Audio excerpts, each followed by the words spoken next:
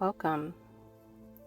So, have you ever been told to stay strong or pull it together when you really just wanted to fall apart inside? Or maybe you've been to a funeral where people say stuff like, "This ain't no time to cry, it's a celebration." And now that may be true in some ways. The truth is, grief is hard. And sometimes it's not easy to hold all the heaviness of grief, especially if it was someone you really loved and cared about. Have you ever noticed that when you lose one person, you start remembering the losses of others too? Like the weight multiplies. And grief is not just about physical death. Sometimes it shows up when we always imagine something turning out a certain way, or we lose certain connections that we once felt really close to. Those are losses too, emotional losses, dreams that didn't unfold, relationships that faded. Grief expands beyond death. It really can touch every part of life. Hey y'all, my name is Melisha Butler, and I'm a licensed therapist in the state of Illinois. And I just wanted to take a few moments with you today to talk about grief in a real honest way. Because as Black women, we often are expected to carry so much, to be the strong one, to hold it all together. But grief is not something we're supposed to rush through, or something that's supposed to be easy. It's something that deserves space to be felt, to be honored, and you really can't put a timeline on this process. It needs and requires a great deal of patience. But before we dive in, I want you to check in with yourself. I want you to make sure that this is a good time to process. I know there may not be a perfect time, but if you're driving, if you're in the middle of your workday, or if you're surrounded by distractions, for example, this just may not be the best time. I want to encourage you to come back when you can give yourself some time and space to work through this. If this is a good time, I want you to know that this may be hard, but hard doesn't mean bad. Sometimes hard things are exactly what moves us closer to what we need.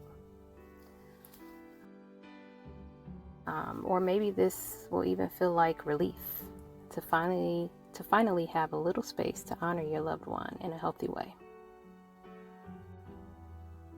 So if you're still here, let's take a moment to breathe together. And know that you don't have to close your eyes. You don't have to sit still perfectly. Just be here with me. Take a slow, deep breath in. And let it out.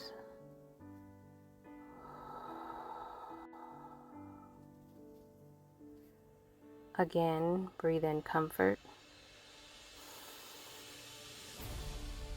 Breathe out pressure.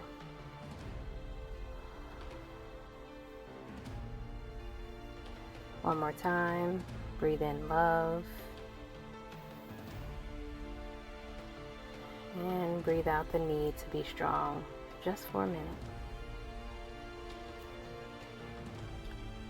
As you continue to breathe normally, imagine that someone is helping you to carry this weight. Even if it's just for a moment, know that you don't have to carry it all right now. You don't have to be strong. You just need to be here in this moment. So before we move forward, I want to let you know that grief, it can be a complicated thing. Sometimes it comes with love, sometimes with regret, and sometimes with confusion. And in our community, we're often told to frame it as a homegoing celebration. While there can be beauty in celebrating a life well lived, it doesn't erase the pain. And know that you don't have to choose between celebrating their life and feeling sad for the loss. Both can exist at the same time. You can smile, remembering a memory you had with them, and then cry the very next second. That doesn't mean you're weak. That means that the love was real and the loss was real too. Here's something I want you to know. The number of days you take off work or the pressure that others may put on you to get over it is not a true measure of your healing or your grieving process. Only you truly know the significance of your loss, and it's you who gets to define the timing of your grief. In fact, do we really ever get over significant losses? Honestly, I don't think we're even supposed to. When someone who has mattered that deeply, their presence becomes part of your story. Grief doesn't go away. It just becomes a part of who we are, part of our journey. And with time, we learn to carry it a little differently. So if you've been holding back because you don't want to let someone down, this is your permission slip to feel what you feel. If you're scared to allow yourself to grieve because you worry it might overtake you, know this. When you experience a significant loss, it really can shake you up on the inside like a bottle of pop. If you release the pressure, if you never release the pressure, it can suddenly burst uncontrollably. Now, people don't literally explode, but you might know what I mean about the pressure that can build up inside. However, letting a little out at a time keeps it manageable. In real life, this could look like giving yourself permission to cry for a few minutes when a memory hits you, writing down your thoughts in a journal, lighting a candle for someone you lost, or taking a short walk to breathe and reflect. These small moments of expression don't erase your grief, but they help it move through you in a way that feels safe and more gentle. And over time, those little releases can help make the weight of grief even easier to carry without letting it control your whole day or your life.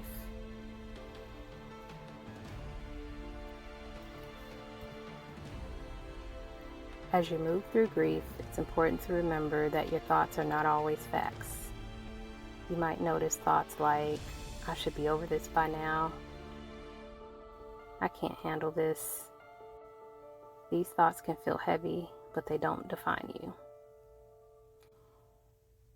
Instead, give attention to your feelings, the sadness, the love, the heaviness in your chest, or the tightness in your throat.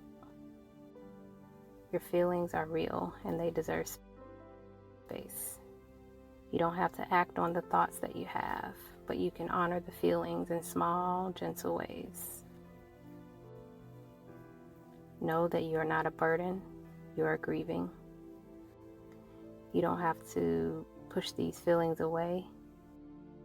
Your grief deserves care, time, and attention. And you can experience joy again, even if you're still grieving. Let's close with a few affirmations. I'll say each one so that you can repeat them out loud or in your heart. I allow myself to grieve, and that doesn't make me weak. My feelings are valid, and I give myself permission to feel. Grief is a part of my story, but it will not define my entire life. I can honor my loss and still make space for joy. My loss is unique, but I am not alone in my human experience of grieving. I allow myself to grieve, and that does not make me weak. My feelings are valid, and I give myself permission to feel. Grief is a part of my story, but it will not define my entire life. I can honor my loss and still make space for joy. My loss is unique, but I am not alone in my human experience of grieving.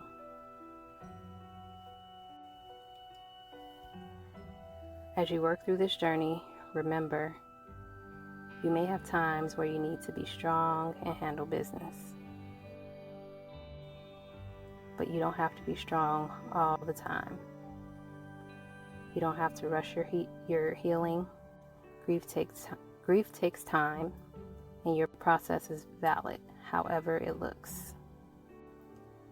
Thank you for spending time with me. If this message resonated with you, please like this video, subscribe, and share it with another woman who might need to hear this. You're not alone in this, and I'm honored to hold this space with you.